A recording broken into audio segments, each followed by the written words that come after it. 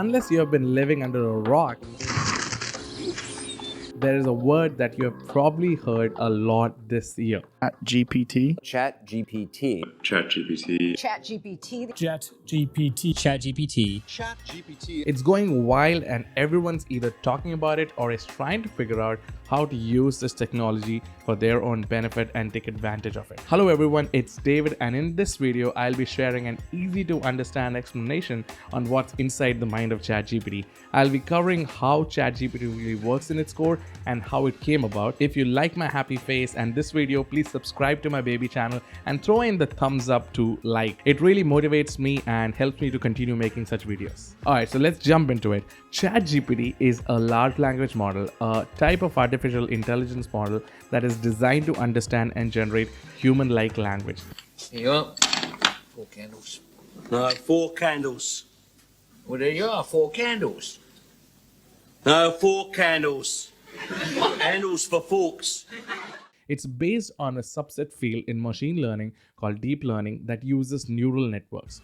A neural network is essentially a computer program that simulates a human brain, and just how a human brain learns new things by practicing them over and over again, a good neural network learns by getting trained on lots of data until it eventually starts to make accurate predictions. So a neural network trained on images can classify objects or generate realistic images. Similarly, a neural network trained on lots of text data can predict or generate the next word. For example, if you train a neural network on data that includes text such as "he ate an apple," "I ate an orange," "Ruby ate a tomato," or "Jess ate a pineapple," then if you ask it to predict the next word for "John ate a," then it'll predict something like "John ate an apple," which is bonkers and awesome in itself. Now that you've understood the most basic block of a large language model, which is neural network, let's talk about ChatGPT. ChatGPT essentially is a neural network that is trained on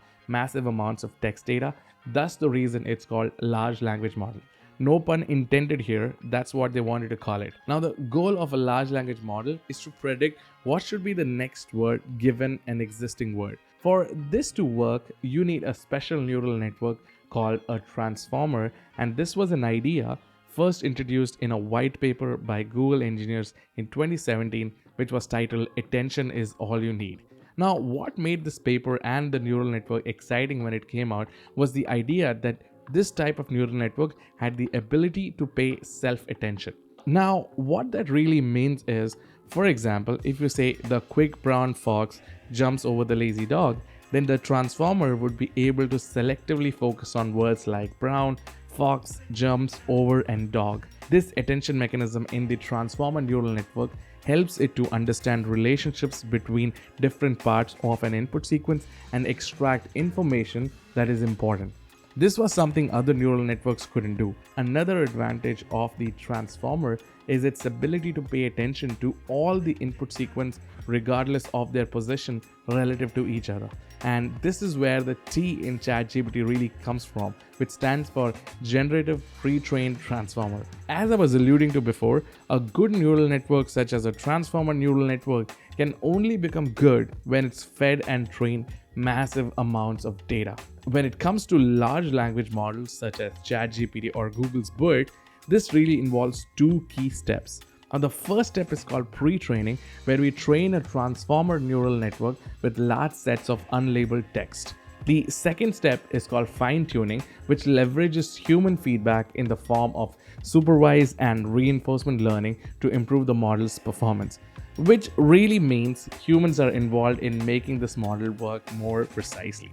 And this is what makes ChatGPT really good. Now you must be wondering, how does that really work? Now this happens when a pre-trained model, or the transformer we just spoke about, is fine-tuned on specific tasks such as language translation or text classification or text generations. This also involves transfer learning, that is, knowledge gained to learn one part can be applied to learn another part. That is, if you have learned a program that can identify cars, then the same program can be used to identify trucks.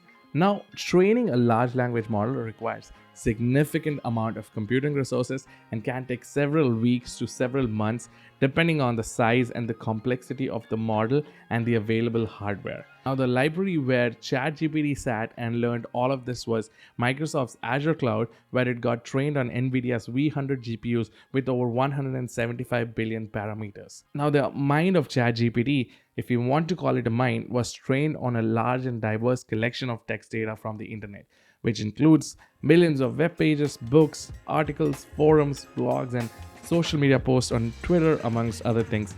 It's even trained on programming code like Java, Python, and more. Now, there is a lot of discussion going on.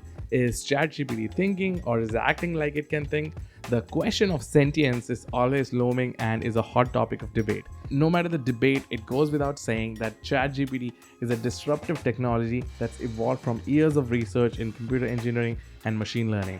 And only time will tell how this evolves and gets adopted.